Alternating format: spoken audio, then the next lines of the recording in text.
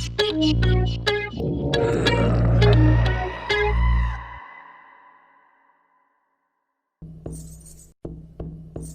does it feel, standing there, unable to step outside? Lonely.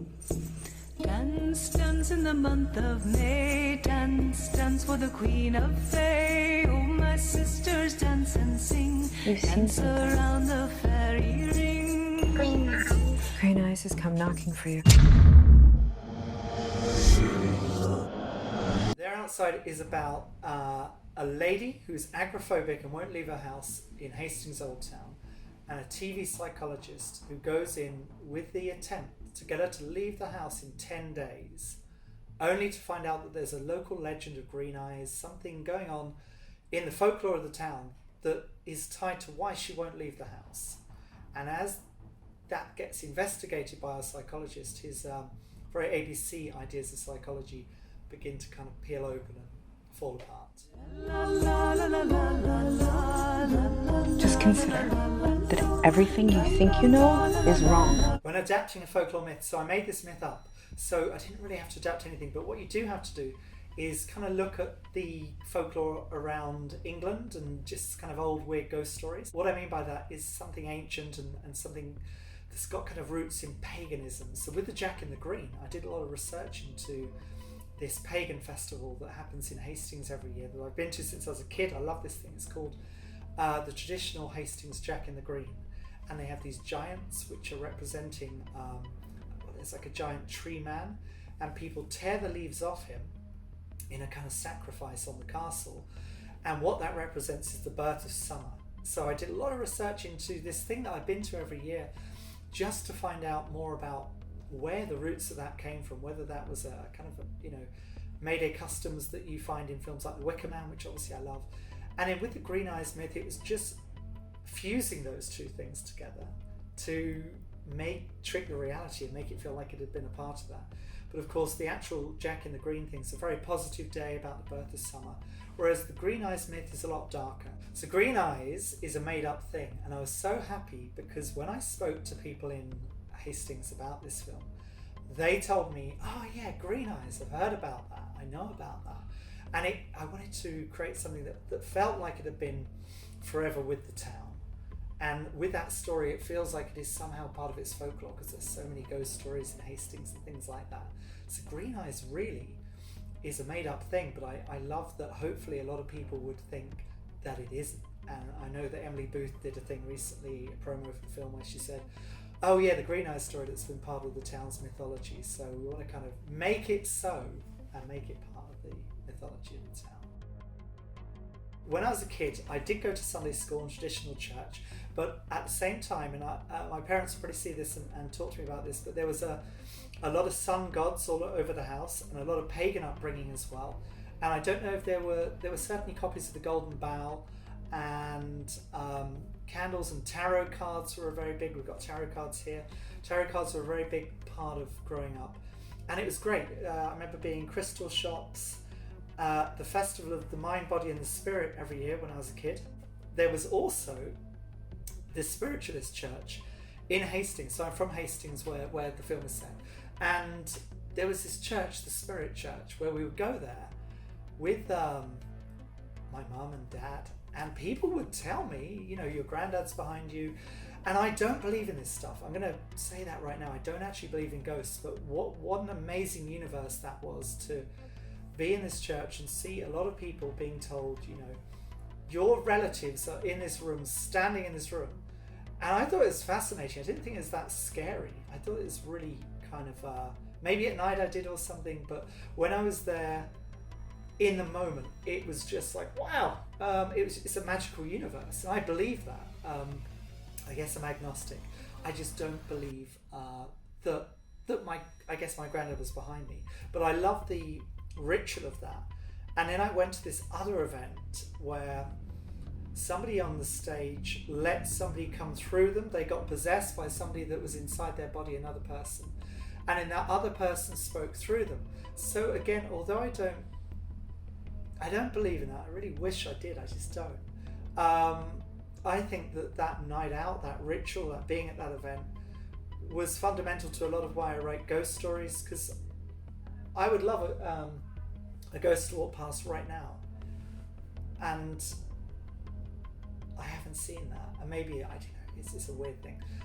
It breaks everyone's heart, probably. It breaks my heart that we die, and that is it. But it also gives a lot of sense to why we're alive. So I think it's also a major motivation for the way I live my life. But if suddenly, but then they're meant to be trapped spirits. So there's a sadness to that. If you follow that narrative, people should be moving on, I guess. So it's complex. But yeah, growing up around all of that stuff and a pagan upbringing to some extent in Hastings Old Town, where there was this annual Jack in the Green festival, and so many things like that, so many crystal shops and healing workshops and things.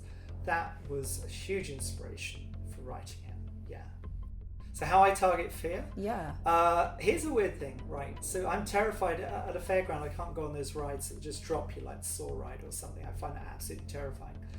I used to be able to go on those rides, but I just can't. Some other rides, spinny ones, I can. But the thing with fear is this: if I have a nightmare, it's so fascinating to me, and if I wake up to use the bathroom, I'm really annoyed, and I hope I don't go back into like a romantic comedy dream or something. I'm like, how does that end? I want to write that down. But actually, when you write them down, they're kind of crappy, but they're good in the moment. They're really surreal. They're like a kind of David Lynch thing, because they're so abstract, and I find it. No movies are that scary, but I do find real life terrifying. So the idea of violence in a bar, the Boogaloo Bar, great bar, and if a fight just kicked off and someone got stabbed immediately, that's really scary. So I don't find horror movies scary. I find them really fun. Things like, like the jump scare aspect of The Host that I saw the other night is amazing, and it's like going on that roller coaster.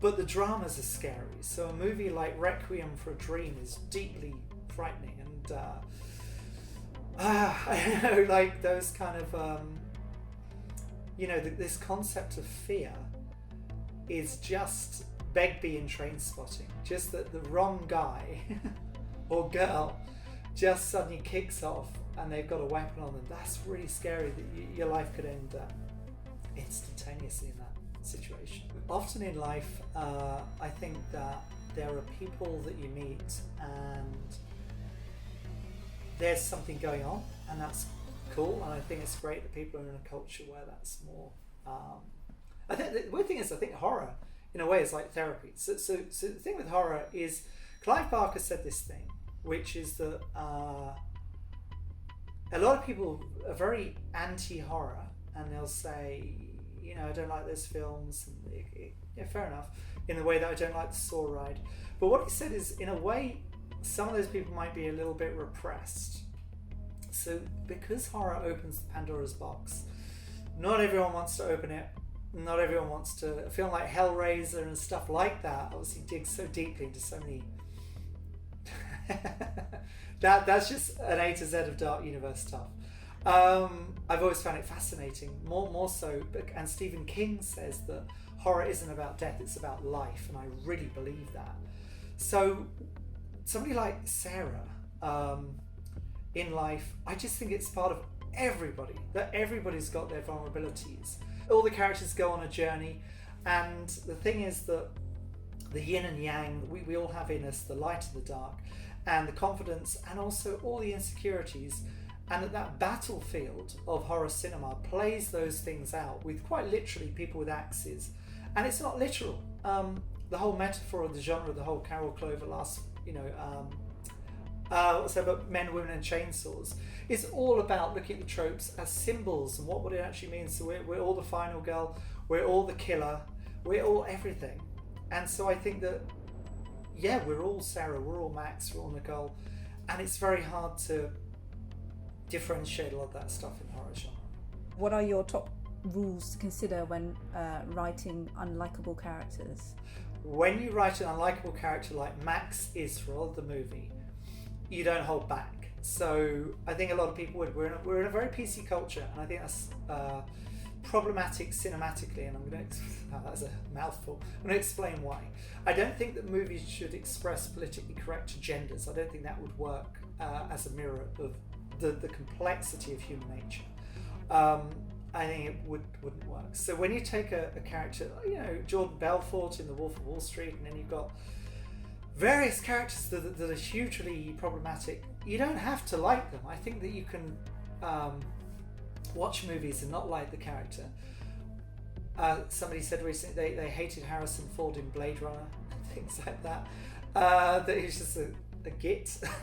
So I think that you just got to be honest to life and not.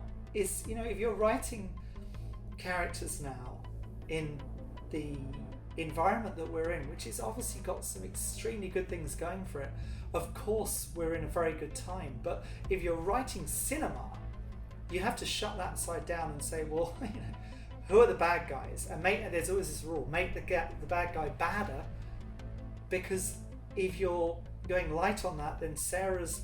You know, when Max and Sarah meet, they're pretty much head to head, and I don't want to give too much away, but something happens with them in the middle of the script, and it kind of all there's hero journeys for both characters, and this is a screenplay for a found footage film. Sometimes they're not; they're done with improvisation around a concept. This is clearly a hero's journey structure, or it aims to be. So with Max being a dick, yeah, good. We want people to absolutely not like that, or because the conflict is the driving thing in drama is conflict. So you've got to make the bad guy badder. Why a found footage film? A lot of people say that it's overused. We're going through a good time for found footage. There was The Host, which I thought was fucking great. I watched it in the dark with a candle on. It freaked me out.